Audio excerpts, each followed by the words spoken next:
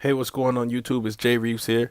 Today I want to talk about how I quarantine my fish. I have a powder blue tang here that I picked up from my LFS. So I'm going to walk you guys through my process step by step of what I like to do to get this guy ready for his new home. All right, thanks for watching, guys.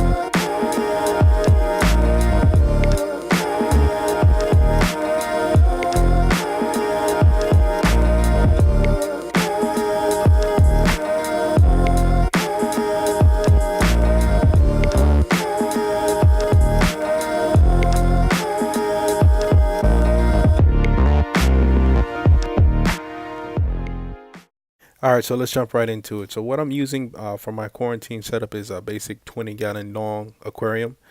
You could pick up one of these from any one of your local Petco's or pet supermarket, whatever you have in your area. And I just supplemented it with a hang on the back filter. I think it's rated for up to 40 gallons, just for a little added filtration.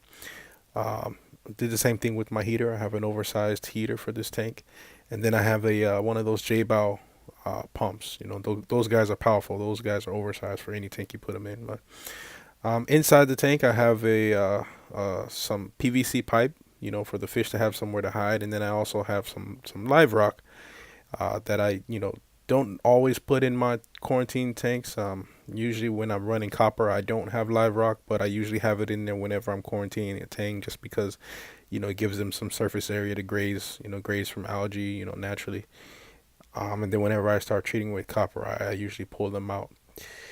And that's my basic setup. I have a air stone in the back that I use to run a little bit of extra oxygen and water movement when I'm actually running copper. Um, my ideal situation would be to treat all my fish with hyposalinity, but with tangs, it's kind of almost a given that you know I've found, at least for me, it's better to just go right in with copper, in addition to the hyposalinity, and get them taken care of. So with this tank, he definitely had ick. As soon as I introduced him into the tank, I noticed that he was scratching on the rocks, and he was just showing signs of just not being comfortable, not being bothered. So um, I like to give them 2 to 3 days to get settled into the system, to where they are, and feed them for a few days, and then I go ahead and just move forward with getting them into the copper medication. So my medication of choice is Coopermead. It's been a medication that I've used in the past. It works great for me.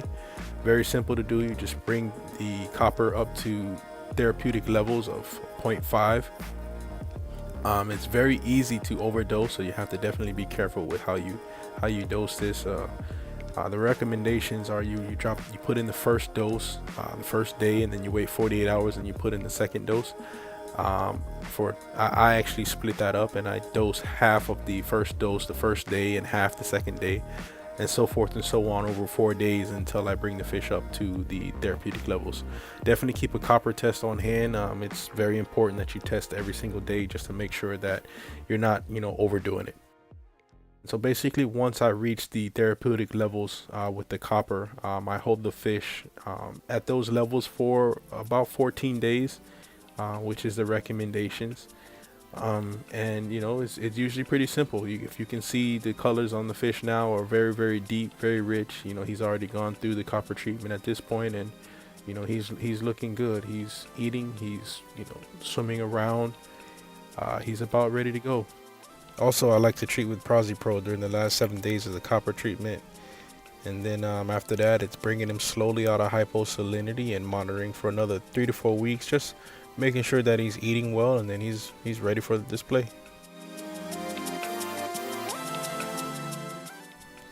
So for feeding, I like to be creative with ways of getting the fish to eat as naturally as possible, as they would when they're out in the wild. So especially in quarantine, I try to make them as comfortable as possible, and one of the ways I do that is with this breeder box.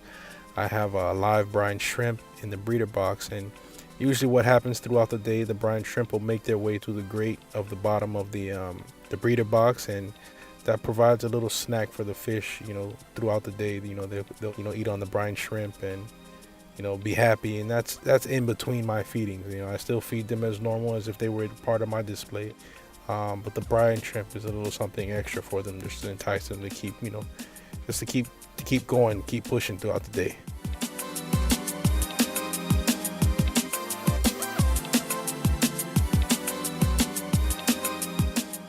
So back to the breeder box that I have. Like I said, I have brine shrimp, and basically what I like to do is lift it out of the water, and what that does is it drops the water level, forcing brine shrimp to be dispersed throughout the tank, and then it'll give the fish a little feeding of brine shrimp, trickling all throughout the water column. So as I demonstrate that here, you'll see I'll lift it up, and then you'll see brine shrimp being forced through the bottom grate and into the tank. So it's a cool little method that I like to use. It keeps the fish enticed, keeps them feeding throughout the day, and because brine shrimp doesn't really have a high nutritional value, it's not harmful to the fish. They're not overeating. I'm not overfeeding them.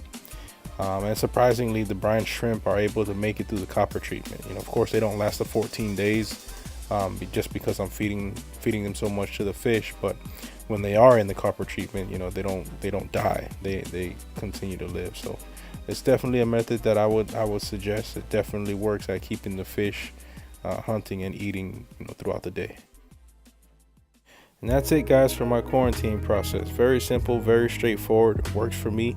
I'm able to get fish in and out and not have any issues. So unfortunately, I didn't have a tank large enough for this blue tang. I actually quarantined him for a friend, but I'm happy to report that he's doing well, still thriving. So thanks for watching this video, guys. You got any questions or any suggestions, anything you want to recommend, please drop them in the comments, and I'll catch you guys on the next one. Thanks for watching.